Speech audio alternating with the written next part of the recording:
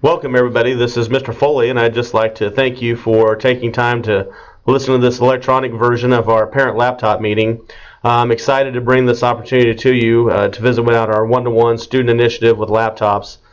This has been a long time coming, and it's an exciting opportunity for our kids. And so we're just going to go ahead and get started. As you listen to it, if you have any questions, please just jot them down, and then we'll feel free to answer them at your convenience. So.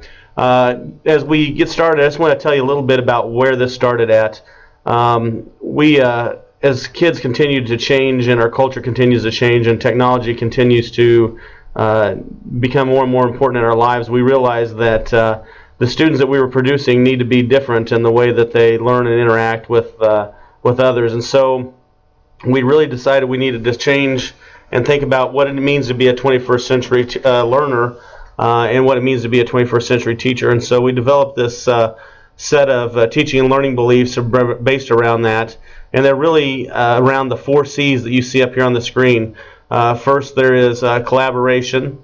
Then we have critical thinking, creativity and innovation, and communication. We call those the 4 C's. And really, those are those skills that students have to have in order to be helpful and in order to be able to part of this new global society that's developing. Those are the skills that employers are looking for, and we feel that it's important for them to be able to have and develop those skills over the course of their time in Grand Island Public Schools. And so as we began to talk about what it means to be a 21st century learner, we also realized we need to provide the tools for those situations in order to help them learn to be those things, that they had to have the right tools in their hands. And so we started out having lots of laptops in the building, but still that didn't provide students the access to technology that they needed. So the district felt it was important enough to devote resources to a one-to-one program for Grand Island Public Schools middle school students. And here we are with the Windows laptops. So I just want to go over real quick some kind of things that we'll talk about in here. First, the laptop agreement. You should receive one of those from one of the secretaries. That has to be signed by a parent and guardian before the student receives a laptop. We need to talk about our protection plan and understand the liability for the laptops. And then we also need to talk about monitoring student use. And here I really want to talk about it is not our goal to replace you as the parent of your student when it comes to the use of technology. We certainly want to partner with you in that situation. And so what I'm going to urge is that you develop a set of rules or expectations for the laptop use at home. And that may mean there are some websites that you can visit that have agreements that you and your child can sign. Personally, I'm going to go with number 2. Only allow the laptop use in common rooms of the home. For example, your living room or kitchen, and not in the bedrooms. We do lots of things that help keep safe on the internet. However, nothing is foolproof, and there's nothing good that comes from a student who just sits in the room on hours and hours on the laptop unattended. So make sure that that would be my advice to you. It's certainly your choice as to how you let them handle that, but certainly we think that would be important. We're also going to ask you to demonstrate a genuine interest in what your student is doing on the laptop. Ask questions, requests, have them show you their homework, find out about how a Google Classroom works and what that means for them.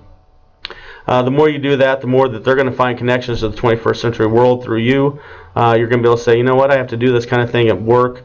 It's going to give them the opportunity to see the connections and make connections there. It's also going to give you a better insight as to what they're learning and help you be a better partner in their education with us. So I want to talk real quick about laptop rules and guidelines. Remember, the laptop is provided to each student to support student learning. This is not just a personal use fun machine. This is a student tool that's meant to support their learning. The laptop is property of Grand Island Public Schools and should only be used by the student to which it's assigned. And kind of here's what the part I give to the parents when we did this in person is, the student needs to come to school with a laptop each day. It's not okay for the student to be walking out the door and for mom or dad to say, hey, I need to do some shopping on Amazon today. Can you leave your laptop here so I can do that? That laptop is it's like a school book, like a textbook. In many cases it is a textbook, for example in social studies. So it's important that they bring that with them every day, that is not meant for personal use. Students need to charge their laptop full each night. We do obviously have the opportunity to charge it here, but if everybody tries to charge it here, we're never going to make it through the day.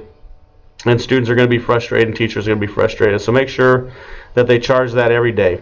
The laptop needs to be at school each day. Like I said, it's a textbook. Make sure that you keep your laptop in the GIPS case at all times. The example of the case is here in the corner. That way you don't carry your laptop, somebody bumps into you, it slips out of your hand and on the floor and breaks. We certainly don't want that. So make sure that you're carrying around in the case at all times. And never leave your laptop unattended for any reason. Make sure that you know where that is at all times. It's a $600 tool that we're providing. It's important that students take care of that. One of the things, the concerns that parents have is that this computer is going to cause my student to be distracted at school and they're not going to learn. So what I did is develop just a list of problems from the digital world and problems in the analog world. Digital being today, analog being kind of like when I was in school.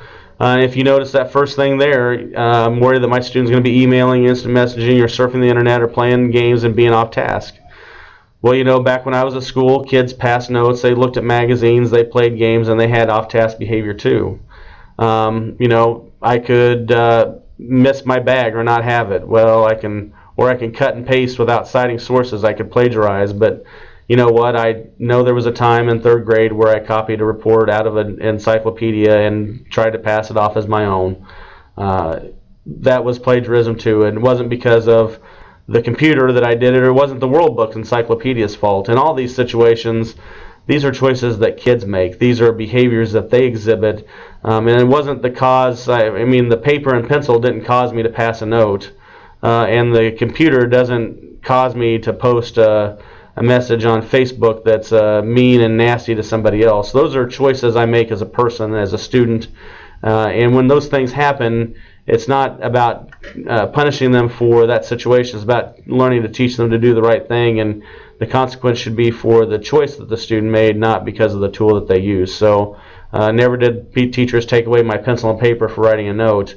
They gave me a consequence for the choice I made. So just like that, we're going to try to do those same things when it comes to the digital version of life, that we need to continue to focus on the choices kids make and not on the tools specifically. Some technology-related violations that can happen that they don't have equivalents back to the olden times, back when I was a kid. Deleting a browser history, using that resource for individual profit or gain or for advertisement or for political action or activities, or excessive personal use. I guess the way I look at it there is, if you're going to use your laptop to make $1 million by developing your own online store, you need to use your own personal laptop for that. That's not the school job. And if you do use a school one, then you're going to need to help cut me in on that, I suppose. I don't know. But that was a joke.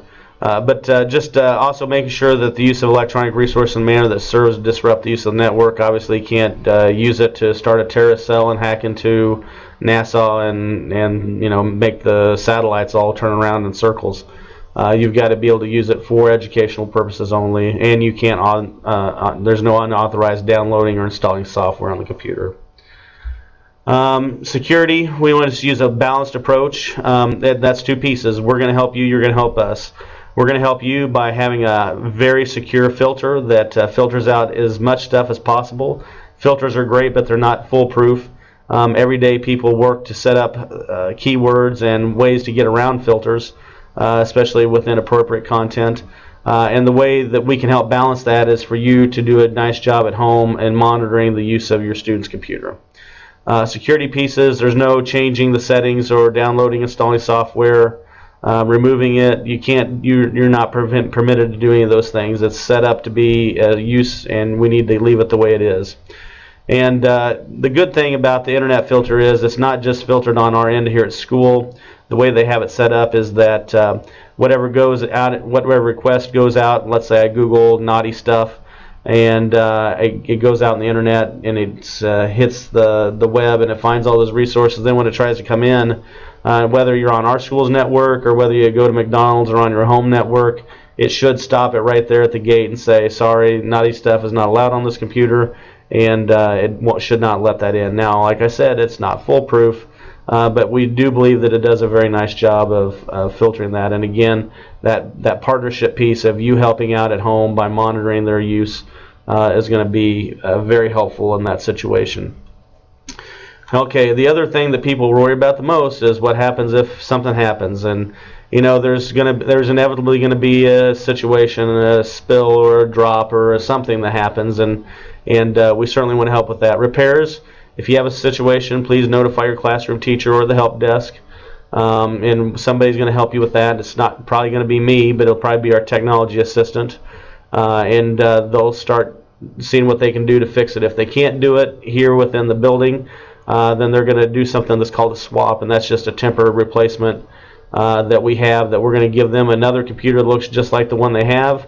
All the same rules apply. They need to take care of that computer just like they would their own while we get their other one fixed. And then I think there's this whole piece of accidental versus negligence.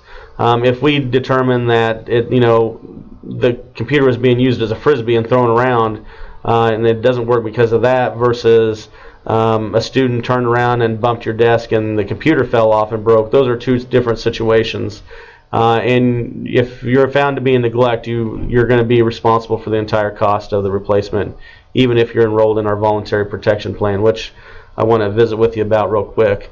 We have a great opportunity. It's only $15 a year, and what it does, it's kind of like insurance. It's an upfront payment, and it's a per incident deductible. So the first time you have an incident, it's $20. The second time, you'd have to pay $40. The third time, heaven forbid, you'd have to pay $60. So you're looking at $135 if you had to go through all three, versus a $600 replacement cost. So certainly it's a beneficial. I have a son here at Walnut. I have a daughter at senior high. We gladly pay the $30 versus worrying about a $1,200 bill if both of them were to somehow tear up their iPads and their laptops. So it's well worth it. If you're struggling with an opportunity to pay for it, let the secretaries know. We can work out a payment plan, or we can wait till your next paycheck, however you need to do that. But certainly it's an optional piece, but I would certainly suggest that you take advantage of that opportunity. And finally, this is just an opportunity for you to ask questions. If you have any, please have one of the secretaries let me know. If you're watching this online, feel free to email me questions you may have, but we just need to have you sign the parent agreement, and then your student needs to sign that as well. And then you just need to make contact with the office with regards to payment on the voluntary protection plan.